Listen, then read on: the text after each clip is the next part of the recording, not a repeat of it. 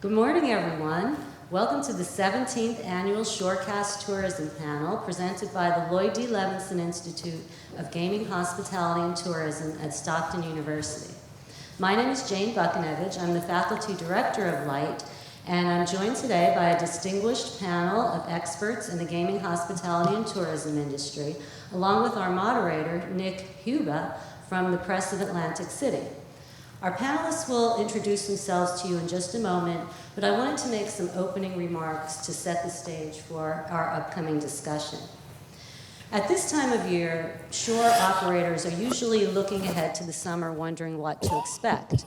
And I once had a professor who said, looking at the past to predict the future is like driving while looking in your rearview mirror. But I still wanted to present a few statistics from last summer just to set the stage for the discussion. So in our Shoreview panel, which takes place every October, panelists concluded that 2024 was a little less robust than expected. Gross gaming revenue from June to August was down slightly, as was employment for the season. Fewer vehicles went through the Pleasantville Toll Plaza on the Atlantic City Expressway compared to 2024, and the panelists were attributing that mostly to the cancellation of the air show and the other large-scale events like the summer concert series. Luckily, those events are back on for this year. So this chart shows you the impact of the decreased toll count at the Atlantic City Expressway. COVID year was shown in black, and as you can see, there was a rebound after COVID. The blue line shows the increase that happened immediately after COVID, but after that, it kind of flattened. And then in 2024, shown in the yellow bar, it was actually down slightly under 2023. Again, you can see the impact of the cancellation of the events. Total gross gaming revenue from May through September was up slightly, and you can see that on the black line. But if you look at the segments of gaming revenue, the biggest growth was in the internet gaming segment in yellow. And that trend has continued into the first 4 months of 2025, where 3 of those 4 months, internet gaming revenue surpassed brick and mortar gaming revenue. This chart clearly shows you the exponential growth of internet gaming revenue, and it's by quarter since 2019. So you can see it's been growing steadily, and it shows no signs of slowing down. One problem for casino operators was that even though gross gaming revenue was up slightly, net revenue, which tracks the casino gross gaming revenue less promotional expenses, was down slightly. And if you look at the breakdown by segment again, in yellow is rooms revenue, and rooms revenue was down by about $25 million last summer, and our panelists were attributing lower average daily rate because of the cancellation of those events last summer. Casino employment hit its peak in 2018 when Hard Rock and Ocean opened, and then after COVID, it declined pretty significantly and stayed relatively flat. But 2024 was down slightly below 2023. It seems that after COVID, operators perhaps learned how to operate more efficiently with less staff because after COVID, there was such a shortage of labor. So it has stabilized, and it's been relatively flat the last several years. Okay, so now that we've looked in our rearview mirror, I'm going to turn it over to Nicholas Huba to facilitate a discussion on what we can predict for the summer. Thank you. It's always good to look back on how the summer was last year before we actually look ahead. Karina, we'll start with you. How did you view Atlantic City's summer tourism season last year? Sure. So last year, Visit Atlantic City was still primarily handling meetings and events. We weren't fully immersed in leisure marketplace. It was our second best year to date. We had over 200 events in production and economic impact of $358 million, which surpassed the year prior, which was over $309 million. Ben, how did Wildwood do during last summer? Last last summer we had a 5% increase over 2023. 2023 was a record year, so we did fairly well, not as well as expected, but not as well as projected, but we had a good season last year. This year we're predicting about a 3% increase over 2024. You said you didn't do as well as projected. Why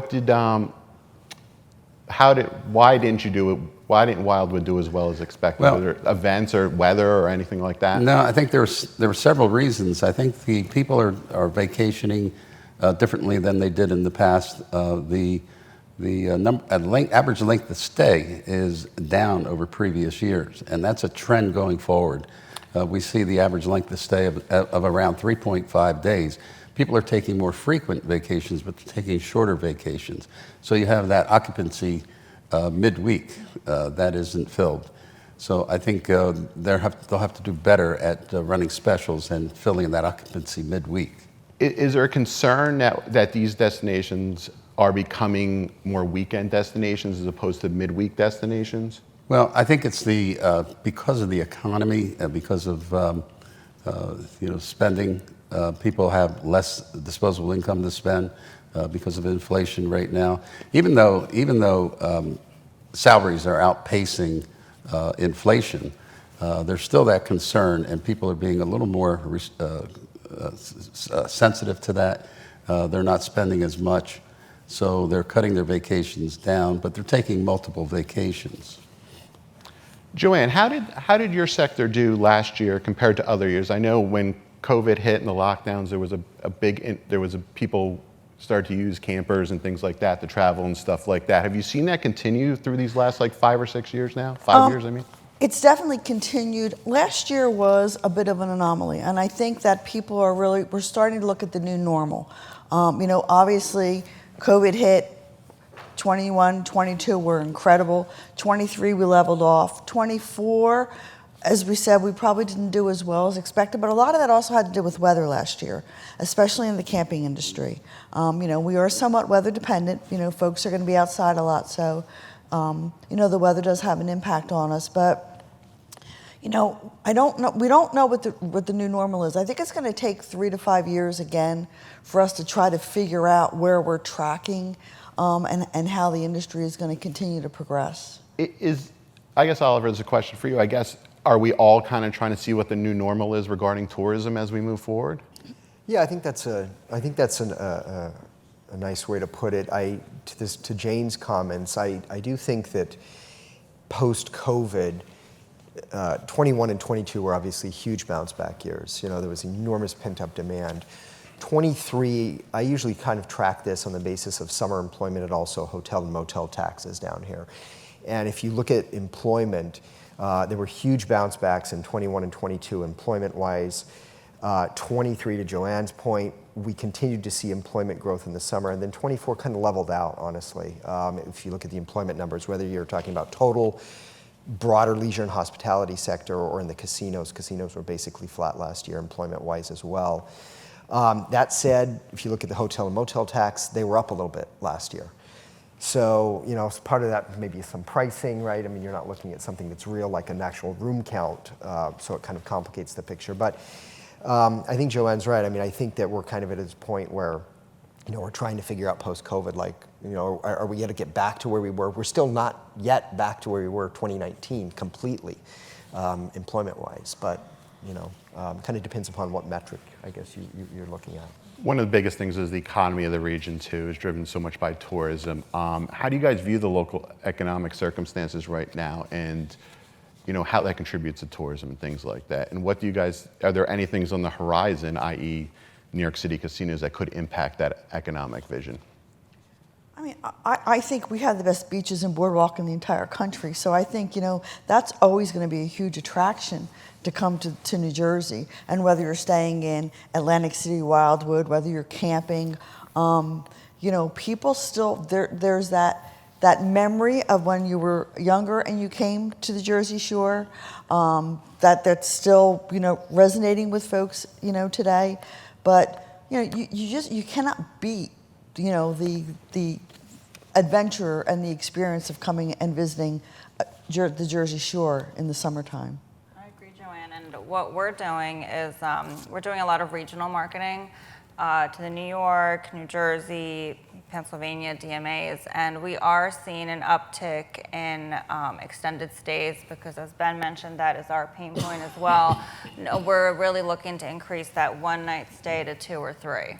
What is the average stay in Atlantic City right now? It's approximately 1 night. 1 night, so it's like an overnight trip. For the to go- leisure visitor, For the yes. leisure visitor. I guess, Ben, how do you view, I think you can sum it up with one word: uncertainty. Right now, people are uncertain what the economy is going to be in the next several months.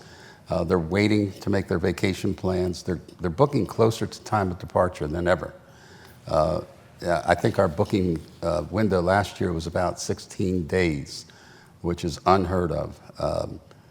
But I think the uncertainty can be coupled with the fact that air travel is going to be down this year because of air traffic control problems, because of the pricing, and that always bodes well for the Jersey Shore. We become a drive destination.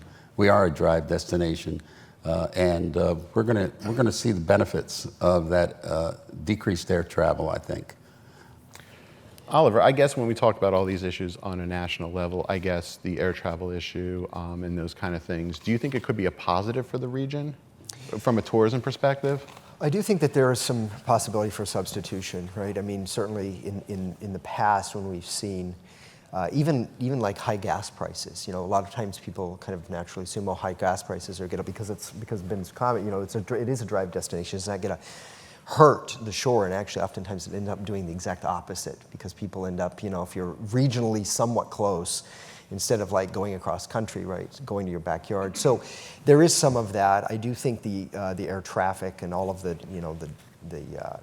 mess that we've seen across the front pages of the newspapers as it relates to air travel probably bodes well as well. But I also think that there are a whole host of national issues that are obviously, that's, I think, the big question that kind of hangs over the entire summer shore season in my mind. We'll get to that in a little bit. Perfect segue. One other question for you, Oliver. The New York casino issue, do you see that as a huge impact on tourism moving forward, or will it hurt the gaming industry, like off-season and all of that? There's probably a book, Nick. Well, we don't have time for the book. I should plug the Light report recently dropped that speaks a little bit to this as well. This is obviously a huge issue. Everyone who lives down here is well aware of this. Whether it turns out to be 1 or 3 downstate casinos in the greater New York City area, I think it's hard to say that there will be no adverse implications. I just think we got to be honest. I think the larger question is like, what is the timing? Everything that I'm reading is probably the licenses are supposed to be announced in December of this year if they stay on track. There's currently a major Norfolk, Virginia-based almost $1 billion casino that's being built as we speak. The shovels went in the ground, I think it was in February. They're saying at least 2.5 years before probably doors open there. So you're still probably talking, in the New York City case, probably 3 years, I would guess, 2.5 to 3 years. So is it imminent? No. Do we have a very short time window to plan for some of these adverse implications as it relates to the local casino industry? Probably yes. Speaking of drawing people into the city, how important are the aspects of events to drawing tourism, to drawing people in to come visit over the summer? I know last year there was a limited amount of events in Atlantic City. Wildwood has Barefoot Music Festival and a couple other larger events. Could you all just comment on how important drawing people into those specific large events is for the economy of the region? Karina? Events are a major economic driver. For example, one event at Jim Whalen Boardwalk Hall will estimate about $3 million of economic impact to our destination. And we're looking to kind of revitalize events as well that we have, bring new events, and reimagine current events we have. For example, the Soar and Shore Festival that we're bringing, it's a reimagined version of the Atlantic City Air Show. Instead of 2 days of the air show, it's week-long events. So, we're kind of putting everything together, having people extend their stays, and diversifying our offerings here in Atlantic City, because, as was mentioned, I think we need to have various amenities to combat new casinos opening up around us. I'll tell you that we do, the Campground Association does probably about a dozen or so travel and adventure and camping shows the first quarter of the year, anywhere from Canada to Florida. And it is definitely a question for people when they're coming up to, and talking to us about visiting New Jersey. There are events that they're very attuned to that are happening, and that's when they want to come and stay in a campground, in a hotel, or wherever. So definitely events are a huge draw for folks looking to, to come visit. Ben? Yeah, the Wildwoods have over 165 events and festivals each year. We use our events mainly to extend the season. Right now we have our season extended well into October with major events every single weekend. And the event funding program that our tourism authority does encourages event promoters to come and do major events in the Wildwoods. We use that as a tremendous draw. Can you talk about how successful Barefoot has been over the years? I know it started, I think the first year was actually COVID, the year of the lockdown, I think, if I remember correctly. I guess talk about what kind of economic impact that has made to the Wildwoods. Tremendous economic impact. Not only does it make an economic impact at the beginning of the summer in the shoulder season, but it does introduce a lot of new people to the Wildwoods. Hopefully they'll come back and vacation there. So it has, I don't know the exact number, but it has a tremendous economic impact in the middle of June. We're also doing an air show in September to close out the summer, and that'll have a major impact on the season as well. We're looking at about 200,000 people coming onto the island during a 2-day event.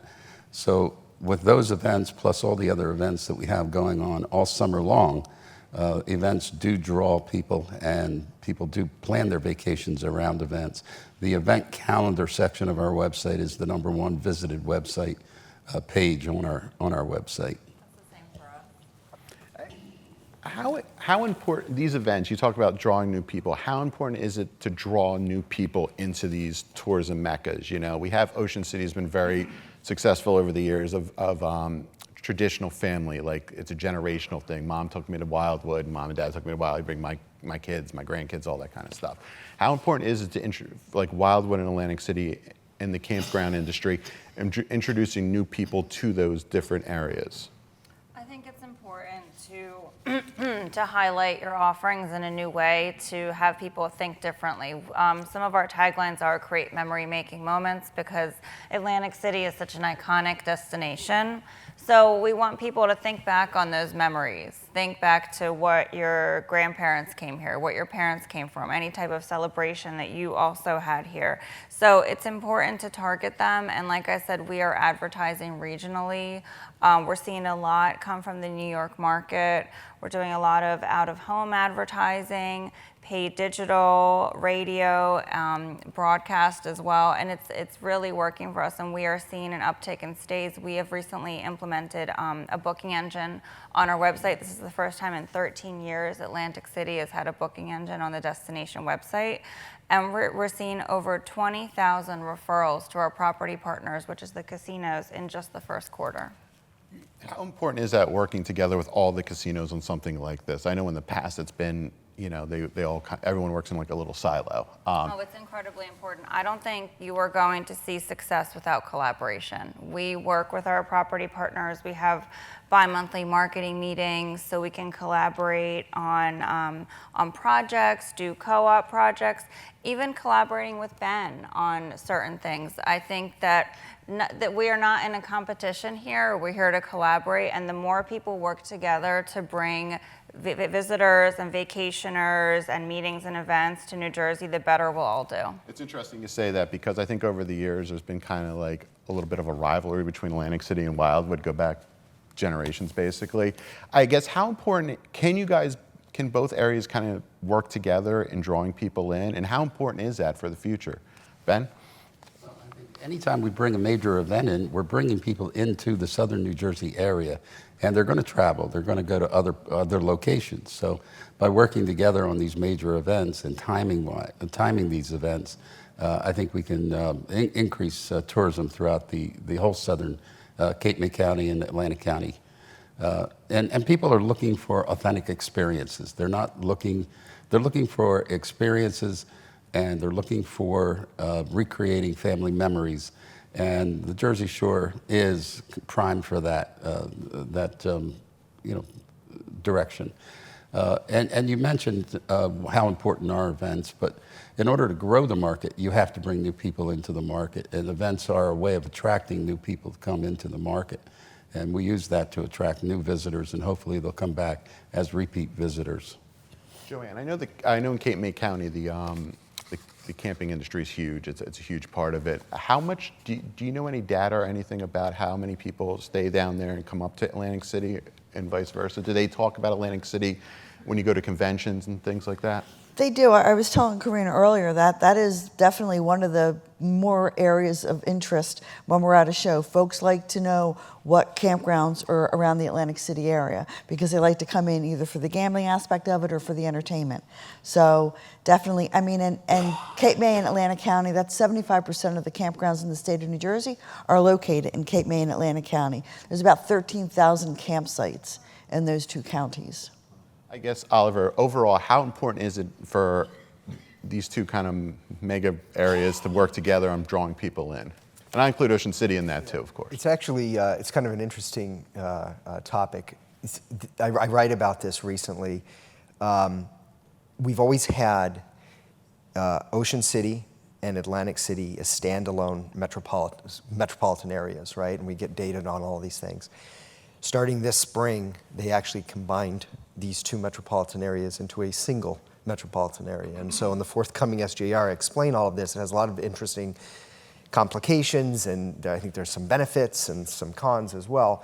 But it does very much underpin and kind of underscore, I should say, this larger idea of how important it is to think regionally about the southern New Jersey economy. So I certainly echo everything that's been said here as it relates to kind of collaborating and thinking more broadly about the entire regional economy. It's huge. Speaking about combining everything, do you think for years we've kind of thought of all this as like in different silos, like Ocean City, Wildwood, and Atlantic City, and how that's kind of impacted the region from a tourism perspective?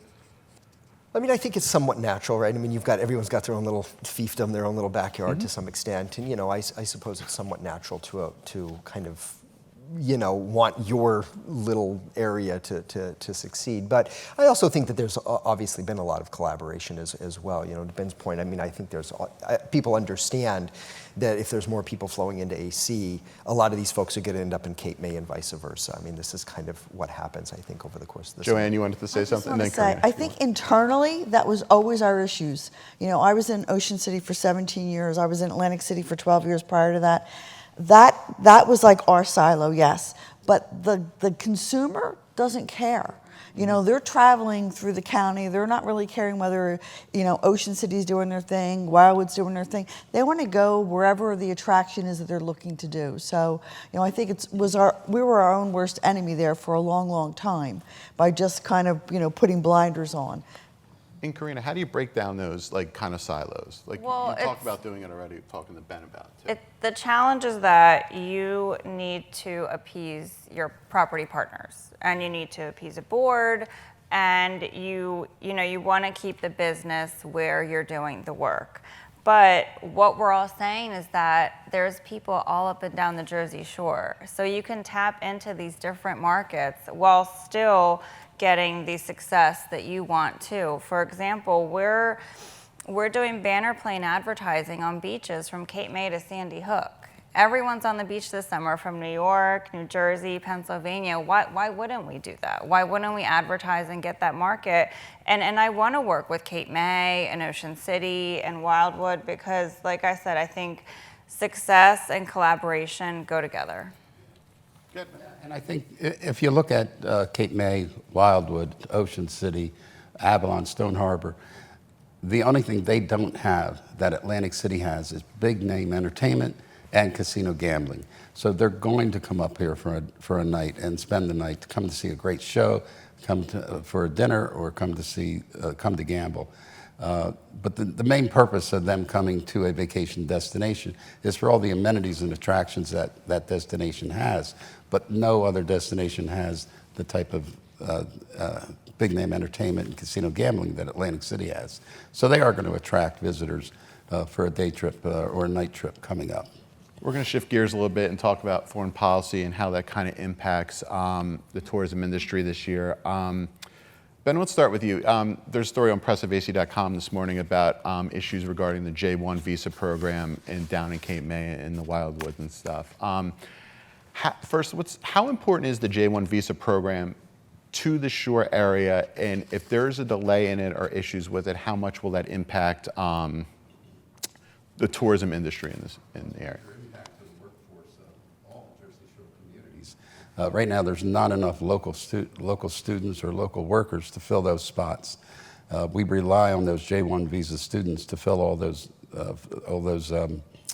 working spots, and it would be a very difficult situation for each hotel owner and every business at any of the destinations to fulfill those positions. You talk about the lack of students. I guess has there been a shift away from students wanting to work these jobs? Is there a reason why that they don't anymore?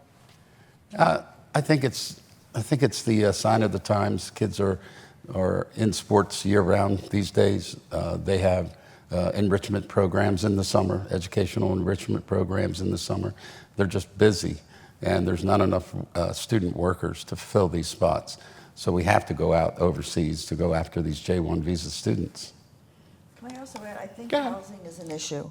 There used to be, students came from Pennsylvania, New York, wherever, we had rooming houses that they were able to go into, and a lot of that has gone away now. So, students coming in cannot necessarily afford, to come and stay in some of the properties. So I think housing definitely impacts now, how do you that address also. that? Like, how do you fix a J1 kind of housing issue, especially since property at the shore is so expensive right now?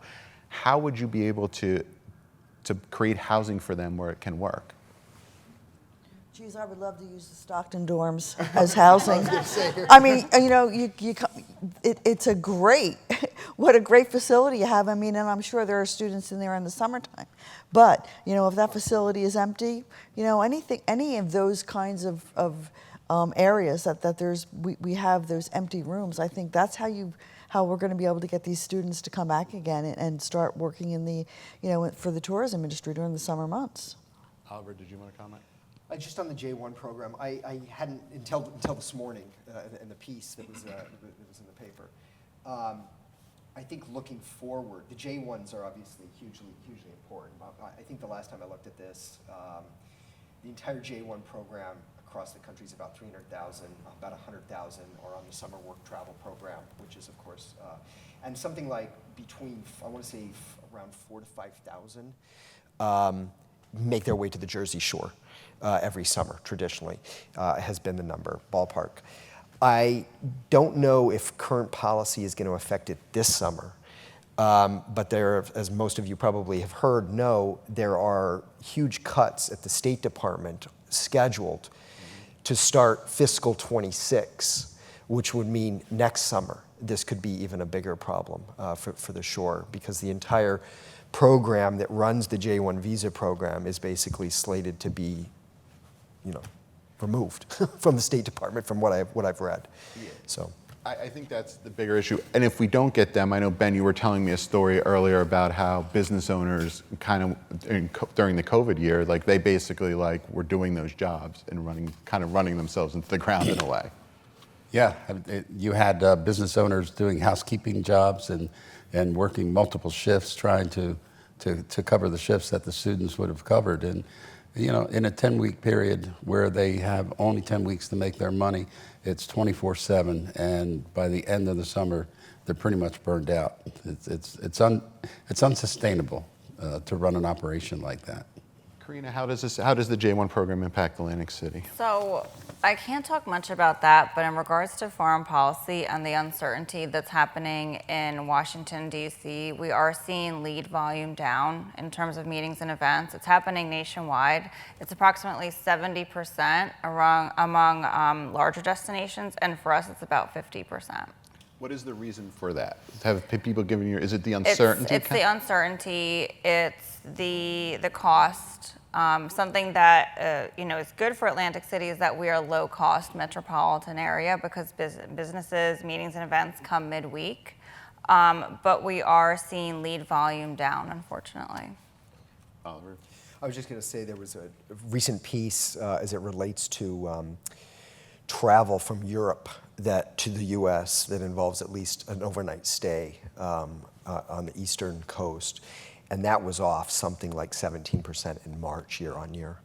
So there are definitely, and I don't know, as it relates to the Canadian market. I know that the Canadian market is historically huge, especially in Cape May, and there have obviously been some reports that of Canadians traditionally, for generations of them coming to Cape May in particular.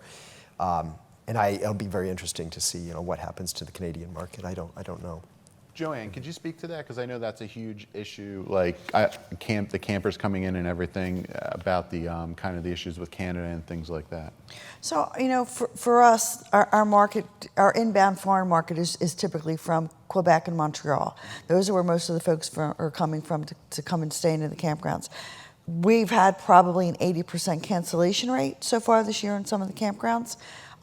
Typically they come that last 2 weeks in July, first week in August. We're hoping that we're going to be able to offset that by some folks that maybe were not able to get in the campgrounds in years prior, and so now they'll be able to. But, I do think it's foreign policy. I do think it's the tariffs. I think it's also the exchange rate. The exchange rate right now, Canada to U.S. is I think it's 70 cents on the dollar. So, that definitely is going to have an impact.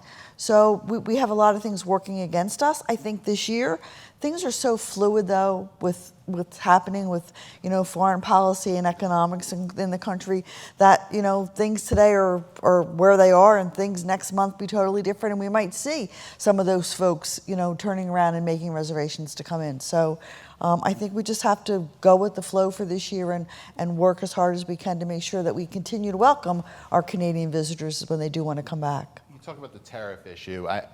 How much of an, Ben, I'll start with you. How much of an impact do you think that'll have on people wanting to come down, and how much they're spending when they come down? You're talking about the Canadian visitor? Just anybody in general regarding the tariffs. Well, again, it'll raise prices and it'll raise costs, and people will have less disposable income. But on the Canadian aspect, tariffs were one of the main reasons. People from Canada say they don't feel welcome. And there are reports of Canadian visitors losses of between 30 and 60%. No one really knows for sure. So that could change as we go throughout the summer based on the situation on the ground. So we have to replace those visitors with other visitors. That's all. When Canadians were barred from traveling during the COVID years, we did very well. We had record-breaking years every year. So we're able to adapt. We want our Canadian visitors. We welcome them with open arms. But if they're not coming, we have to adapt. I think what Ben and Joanne are saying is that we need to be agile. And for example, we have stopped advertising in Canada, but we have diverted those funds to different types of advertising for our group tour markets. It's interesting about not advertising up there. Outside of foreign policy, do you guys see any other issues that could have a either positive or negative impact on the upcoming season, tourism season? I think economics in general probably are something that are going to impact us. I think folks might be, folks may be, spending more money to come on vacation, but they're doing less things because, housing is more expensive, restaurants are more expensive, so they're not going on the rides every night, they're not walking the boardwalk. So I just think the economy in general, that people are kind of, maybe pulling back a little bit. Yeah, I think that a couple of weeks ago we got the first quarter GDP release, and it's pretty clear that the overall pace of consumer spending slowed pretty markedly from late 2024 to the first quarter of 2025. That's clear. Probably the biggest single pullback was consumer durable goods spending actually fell outright. And, you know, I mean, there's a lot of kind of, you know, a lot of this was tied to import purchasing, right? Which there's a little bit of confusion about how it works, but it's clear that businesses in particular were racing to beat the imposition of the tariffs, right? Which are just a tax, obviously. And so there was a lot of front loading of inventories in the first quarter. But I don't know, I think that there's just a lot of, to Ben's point, I think the general uncertainty that kind of hangs over the economy, expectations for year out inflation rates are 7.5% based on the most recent like University of Michigan Consumer Sentiment Survey. Consumers are worried, and I think that's the big question: is to what extent do they decide to really kind of pull back, given the uncertainty and the expectations. Outside of the COVID years, which is 21, we'll cap it at, and everyone kind of returned to everything.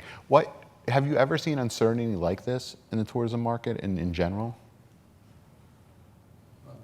2009, when the big recession happened, that was a similar period, and at that time, we really promoted affordability of a Wildwoods vacation, and we're doing that again this year. Affordability is the key right now. People are looking for activities that they can do that don't cost a lot of money. They may go on the rides, as Joanne said. They may go out to dinner 1 or 2 nights a week instead of 4 or 5. But they're looking for authentic experiences, and they're looking for things that the family can do that don't cost a lot of money. And we're promoting our affordability in the Wildwoods and all the free things there are to do, with free concerts 3 nights a week, or free beaches. Us in Atlantic City, I think, are the only 2 in the region that have free beaches, and affordable attractions, and affordable hotel rooms.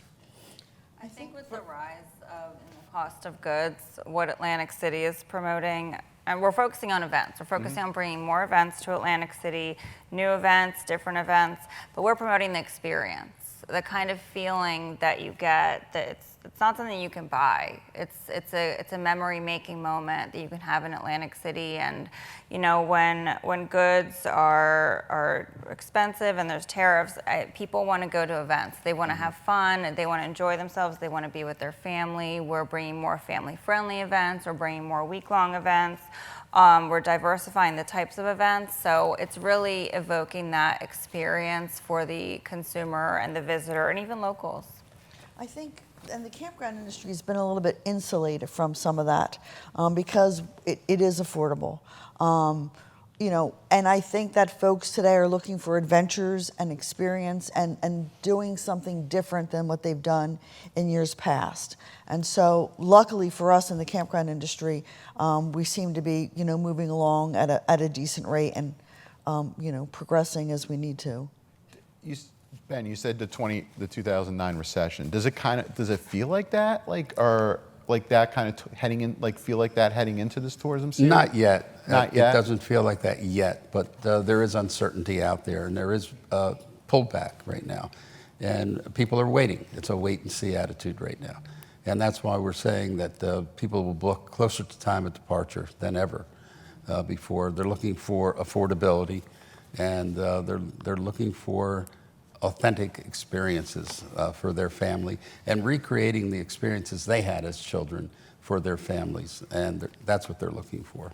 You talked a couple times about the time of departure booking closer to it. How does that impact the businesses that are hosting these people? Is it they have to scramble to basically fill those spots, or it's just kind of the second time or third time you've mentioned that today? Well, the trend started last year and part of the year before, where the booking window got shorter and shorter, and they see that trend happening year over year. This year, it's going to be accelerated a little. You're going to see booking pace being even shorter than years past. So for a hotel, of course, if you're sitting there with empty rooms, 3 weeks from now, you're kind of looking at that and you're panicking for the most part, but those rooms will fill up. It's just that they're not filling up midweek, Sunday through Thursday. They're filling up Friday, Saturday, and Sunday. So they're going to have to look at what they can do to generate traffic and generate overnight stays during the midweek. And the private hotel owners are pretty pretty versatile, and they'll come up with solutions for that. Outside of foreign policy, which I think is a huge issue, like the uncertainty surrounding it, as everyone has said, what other things do you think will impact the summer tourism season? Labor shortage? Labor shortage. I think that, yes, I do think that's definitely going to have an impact. We need to make sure that we have enough staffing to be able to stay open the hours that, you know, the restaurants need to stay open and the stores. I think that could be an issue for us this year. Are we just not getting the number of candidates for these jobs, or just people kind of don't want to work? Like, I think it's, you know, we talked about it earlier, you know, sports has taken a huge, you know, presence in our lives today, and our, you know, children are all involved in everything, and so, you know, you can't be at practice and have a job, and so it's definitely having an impact. I think the cost of housing to come and stay, just, you know, the colleges, you know, when the colleges are closing and opening, so I think all of that's definitely having an impact on what's going to happen this year. I definitely think that labor is going to be an issue. Karina, have you seen that in Atlantic City with? Oh, absolutely. It's happening in every destination, in every shore town. And with that, it comes with issues in service, the level of hospitality that you can give when you're getting work on short notice or you're not prepared for certain work. So I think there needs to be some type of hospitality program for these workers that we have now, so we are ensuring that the customer is receiving the appropriate level of service and continue to come back. Ben, are you seeing that down in Wildwood? Not yet. Not yet. We're not. And again, Joanne came up with a great point. Housing is always an issue right now. And in Wildwood, a number of the big employers that employ students have their own housing for their students. And a lot of the students also stay offshore and commute by bicycle onto the island. So housing is still an issue, but we're not seeing any shortages in service at this point. Oliver, overall, are you seeing issues with the labor market, or? I haven't. I mean, just again to the J1 story. That was the one thing I had in my back of my mind, is it relates to labor, and I don't know to what extent that's going to show up this year as opposed to next year. I mean, nationally, the unemployment rate, we're still in this weird moment where nationally the unemployment rate is very low. At the state level, it's still very low. You know, even pricing pressure remains relatively low vis-a-vis where it was in 2022. So a lot of I think that what we saw as it relates to this uncertainty and kind of chaos from what, I don't think all of that has leaked in. And what I was going to say is that we might actually be in this kind of relatively sweet spot before this stuff really starts to, you know, have an impact, which I'm guessing is probably later in the fall. Like, people keep saying, oh, it doesn't keep showing up, but, you know, prices don't just pop up overnight, right? I mean, this takes a long time for this stuff to kind of leak in. And so, I don't know, it'll be, especially the labor question, I think, and of course weather would be the other thing, right? I mean, weather, everybody understands that weather has a huge impact, right, on you know, what is a very short season. Is there a way, like the foreign policy issues and the labor market stuff does not impact this summer, but impacts next summer in a way, in pricing and tariffs and all that kind of stuff? I mean, 2026. I mean, to John's point, I mean, you know, next, in 10 minutes, right? You know, the world Fair could change. Okay, so I'm not going to sit up here and pretend like I know what's happening next year out of Washington, you know, needless to say. But my gut is that, especially the inflation question, especially the unemployment, the job market thing, I do think that these things, if we can maintain the current course, I think that late fall, moving into early 2026, I'm going to be kind of, as I sit here today, more worried about those months than I am like the next 2 or 3, for instance. Two last questions before we wrap up. One of them, we talked about the shoulder season. How important is the shoulder season to Wildwood and Atlantic City and the campground industry? So meetings and events, that's our busy season. So just for this first quarter of 2025, we are pacing over 93 events and $158 million in economic impact. So the shoulder season is very important to us. That is when we get great rates midweek from the hotels for our convention market. And, you know, that's when we can properly plan our summer seasons. We're moving some large-scale events to the shoulder season to bring more people in during that time of year to Atlantic City as well. I know Atlantic City's had huge success with the MAC tournament. The state wrestling tournament's always a huge thing you mark on your calendar because of when it is in the year. Ben, in Wildwood, how important is the shoulder season? It's tremendously important. We've gone from a 10-week season, basically, to a 9-month season in the Wildwoods, starting in early March with major events in the convention center, going straight through to November. And now we have a complete program of holiday events. And we take advantage of all the second homeowners that are in Cape May County. Cape May County has the largest number of second homeowners, I think, in the state right now. And these people do come down on weekends. They go to restaurants. They come down for the events, and we have a very active fall season at this point. We do that with major events. Every single weekend, there's at least 2 to 3 major events happening at the same time, going through, I would say, mid-November. And then we have the holiday events starting right after Thanksgiving, going through the second week in December. So the revenue, the tax revenue has jumped tremendously in September, October, and even into November, which really does a lot to increase overall tourism for the whole year.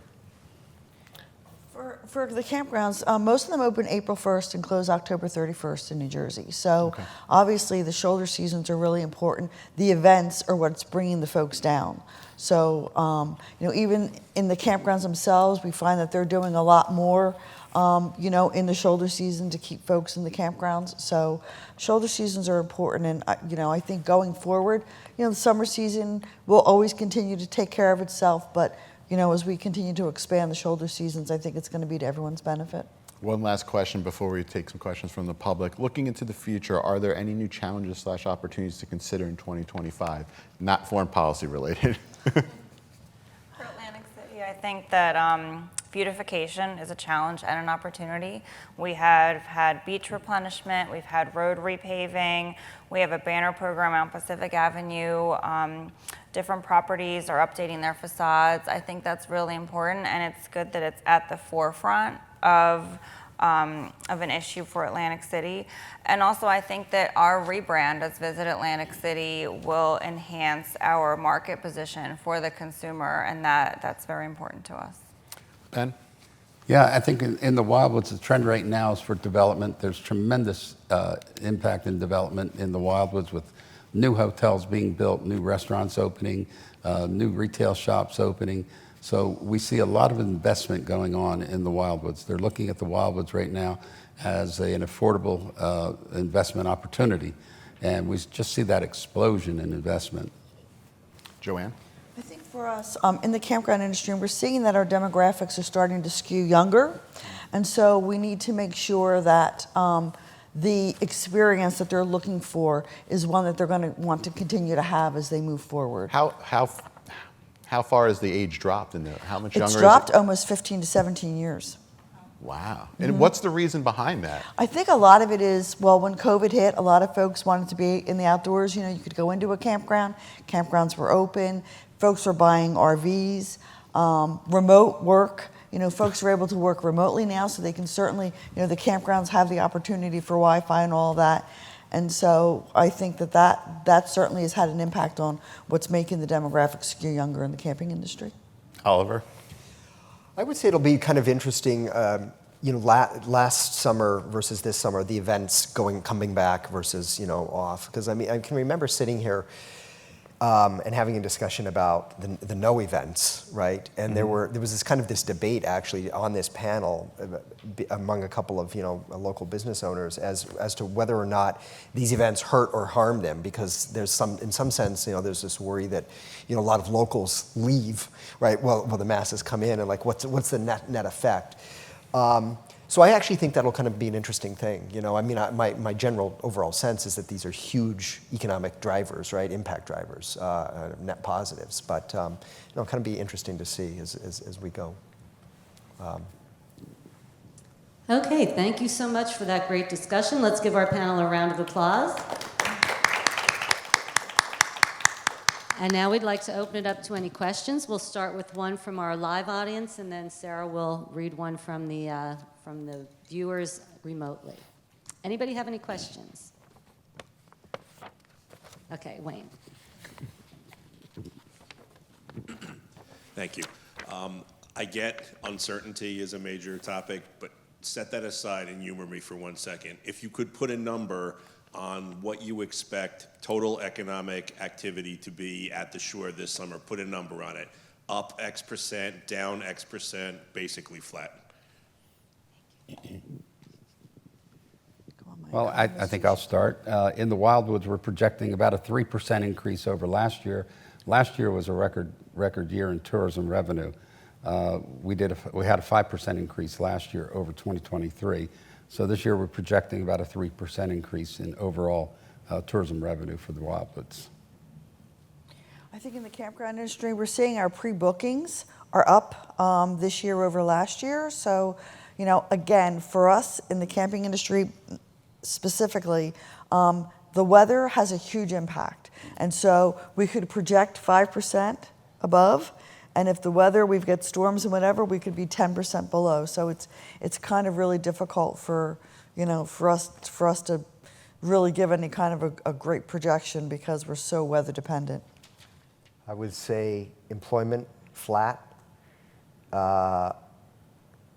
tax revenue up moderately, 2, maybe 3%. For meetings and events in Atlantic City, we're pacing on an increase. Considering this is Visit Atlantic City's first year handling leisure advertising since we merged with the CRDA, we're being conservative in our tracking. However, our booking referrals to our property partners are currently exceeding our expectations, so we're remaining positive. Thank you. Sarah, do you have a question? Sure. This is a marketing question. The attendee would like to know, what creative messages are making an impact in your video advertising and creating the buzz? So we have 2 taglines that we've been using, where celebrations live on in Atlantic City and create memory-making moments. And that's been resonating wonderfully with our audience. As Ben and Joanne stated, it's all about, you know, having that experience and building upon that memory you have in Atlantic City. We're also diversifying what we offer. We're featuring our local wineries, our golf resorts, different amenities in the shore towns, knowing that people will come and stay in our casino resorts, but then can experience everything else there is around Atlantic and Cape May County. Yeah. In the Wildwoods, we have 2 campaigns running right now. One is Welcome to the Wildwoods, where everything you could ever want in a family destination is all right here on one 5-mile island. And then the other is the affordability campaign, where we're talking about the Wildwoods as an affordable family vacation destination. And then for the campgrounds, it's connect, disconnect, and reconnect. So, you know, you can be, you know, disconnected as much as you want to be, but if you need to be connected for whatever reason, the kids need to be streaming movies or whatever, or there's that opportunity, or sit around a campfire at nighttime with your site neighbors and just do some stargazing. So. Okay, any questions from the audience here? Any other questions? Okay, great. Hey, Joanne, one question I think I have is, can you clarify, I know we've spoken before about the issue with Canadian visitors. Can you just clarify what you said before? I think you said that there was a rise of 8%, or did I hear 80 or 8% with cancellations? It was about 80%. 80? Mm-hmm. And is that just Canadian visitors, or is that just overall? Just strictly Canadians. Just Canadian visitors. Just our cancellations that happened the first 4 months of the year. So how do you think that do you have any kind of idea of like how long that could possibly last for? I mean, do you think that this could be something that continues throughout the year, or do you think that this could repeat to next year, into the years? I mean, again, I think that a lot of what's been discussed is tied to foreign policy with the Trump administration. Do you think that this is something that could go on for like a year or two, or until like the end of the term, or it's just so uncertain that we just don't I know? wish I had a crystal ball to be able to answer that question. I will tell you that we will still continue to market to the Canadians. We still want them to know that we will continue to welcome them whenever they want to come back. So we're certainly not closing the door and not paying any attention to them. We will continue to say, you're always welcome when you want to come back and visit us. So, you know, as I said, the Canadian market is it's a very short time period when they come to New Jersey. It's typically that last 2 weeks in August or July, maybe that first week in August. So, you know, maybe if things change, there may be some Canadians coming in the fall. There may be Canadians coming next year in the spring. I think it's really, it's just so difficult right now to project what's going to be happening, but we certainly are not closing the door on our foreign visitors. I mean, are you also to follow up? Are you hearing? I know that the Canadians just elected a new prime minister. Are you hearing any kind of murmurs of any kind of foreign policy changing between the time that the president took office and the new prime minister took office in Canada? If that kind of makes sense. Yeah, I understand, but I'm not really. I mean, I'm not really seeing anything that's changed in the last few weeks since the new prime minister has come in. I think folks made some decisions pretty early on to cancel, and so they've moved on to do something else for their vacation this year. Okay. All right. Thank you. Sarah? Yes, we'll take another question from online. This is regarding, again, marketing. One thing each town struggles with is varying messages across city organizations and especially businesses who don't have the time, money, or experience to market with the same finesse as the panelists. What, if any, assistance can each town give to its chambers or businesses to message in one voice? When we initially put our marketing campaign together, we bring all of the business community in, including the chambers of commerce, 3 municipalities, all of the hotel owners and the businesses, and we present the campaign to them. And we get buy-in from them. We get them to then use our marketing materials. We make that available to any business that wants to use our marketing materials in their marketing. So that extends our campaign and extends our branding through multiple channels. We do the same. We involve our property partners. We have marketing meetings. We give them marketing collateral. We send out partner content request forms digitally so they can be featured on our website. And we just continue having the conversation. I think keeping that line of communication open is important. I think as a former executive director of a chamber, I also think it's imperative that the businesses interact with the local chambers of commerce. I think that certainly will help them in whatever advertising, promotion that they're doing. So, you know, certainly it's not just the chamber reaching out, but I think it's the businesses that have to involve themselves with the chambers. Okay, do we have time for one more, Sarah? Yeah, one more question from our audience, if anyone has a question. Okay, well, thank you so much, everyone, for sharing your day with us, both visitors online and everyone here today. And thank you to our panelists. Let's give them one more round of applause.